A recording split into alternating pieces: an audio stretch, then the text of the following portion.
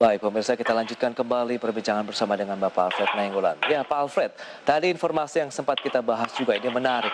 Ada mungkin third wave ini yang terjadi di global ya, khususnya di India begitu. Tsunami COVID-19, ada yang bilang ini menjadi salah satu kekhawatiran berikutnya di mana banyak negara sedang berupaya untuk pulih dari tekanan yang terjadi dari COVID-19 sebelumnya. Banyak negara termasuk Indonesia yang sudah melakukan ban per 25 April kemarin. Bagaimana tanggapan Anda? Cukup efektif, terlambat atau bagaimana nih Pak Alfred? Ya, kalau dibilang cukup efektif, memang hanya itu yang paling efektif. Tinggal tadi yang kita harapkan kenapa tidak bisa lebih cepat ya dalam antisipasinya. Karena kan kita lihat bahwa mekanisme penyebaran virus COVID ini bisa dibilang sangat cepat sekali.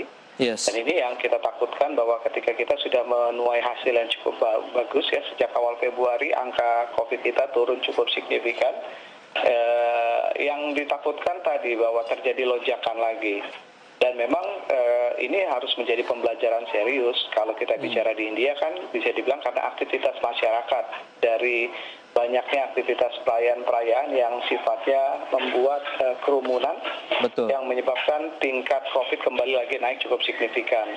Dan kalau kita lihat bahwa kita bisa dibilang nggak jauh berbeda kulturnya dengan India. Baik. Jadi mungkin ini sebuah peringatan cukup bagus, jangan sampai nanti kita kembali lagi menyentuh angka COVID yang cukup signifikan.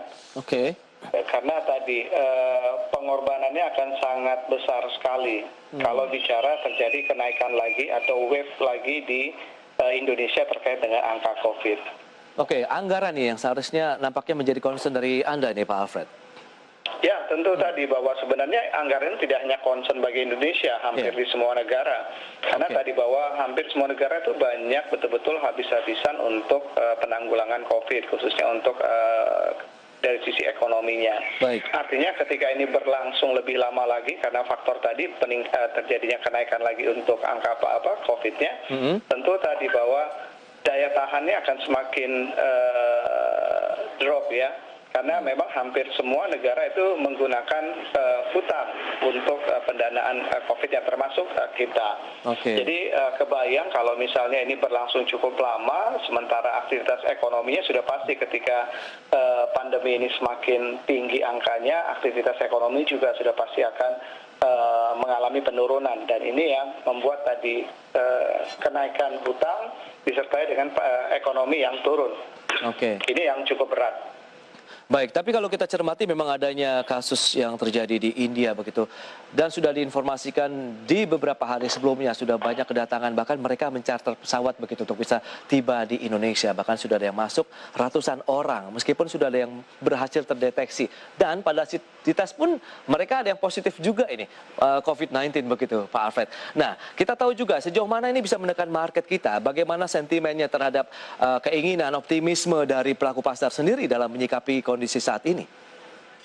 Ya, kalau bicara optimisme tentu bicara masalah angka COVID akan cukup sensitif sekali bagi pasar kita, karena kita tahu bahwa bisa dikatakan ekonomi kita di kuartal 1 itu kurang cukup memuaskan. Sekali lagi karena faktor apa? Karena penanganan COVID yang bisa dibilang relatif cukup sulit bagi kita, sehingga dari sisi aktivitas kita sedikit terlambat untuk kembali membuka aktivitas ekonomi. Betul. Dan memang sekali lagi pemerintah karena pertimbangan utamanya adalah kesehatan masyarakat ya. Jadi memang ini cukup sensitif, artinya ketika nanti dampak dari India ini betul-betul bisa menyebabkan kembali terjadinya kenaikan atau lonjakan untuk COVID, tentu ini akan menjadi sentimen negatif yang cukup signifikan bagi IHSG. Jadi ini yang memang perlu diperhatikan. Jadi saya mau katakan bahwa isu COVID ini cukup sensitif terhadap IHSG. Kita bisa melihat bicara masalah isu vaksin saja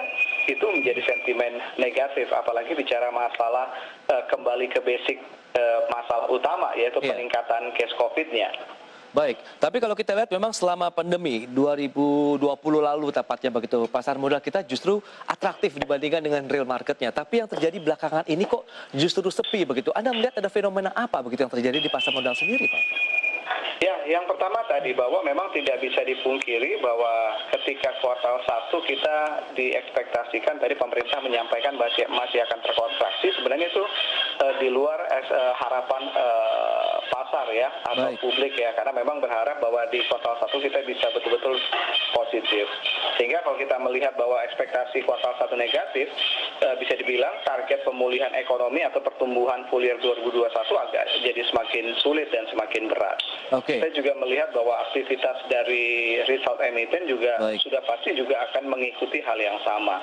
Nah, kondisi ini yang membuat tadi bursa kita relatif cukup berat, apalagi tadi bicara masalah di Indonesia lagi hype-nya aset kripto. Ini juga membuat bahwa sejumlah investor-investor milenial yang banyak mendominasi dulu di awal tahun memang sudah mulai berkurang. Dalam artian memang terjadi peralihan begitu, Pak Alfred? Peralihan bisa kalau saya berani katakan iya ya, peralihan walaupun tadi tidak cukup tidak juga semua. Tapi sekali lagi karena faktor kondisi market juga yang membuat tadi relatif terjadi penurunan transaksi. Karena ada beberapa cukup banyak sentimen-sentimennya seperti BPJS yang mengurangi porsi sahamnya. Itu memang banyak berpengaruh juga. Baik, kita lihat pre-opening indeks harga saham gabungan sudah mulai ada rebound tipis. Apakah ini masih akan berlanjut atau tidak? Kita bahas nanti di segmen berikutnya, Pak Alfred. Dan pemirsa, kami akan segera kembali sesaat lagi.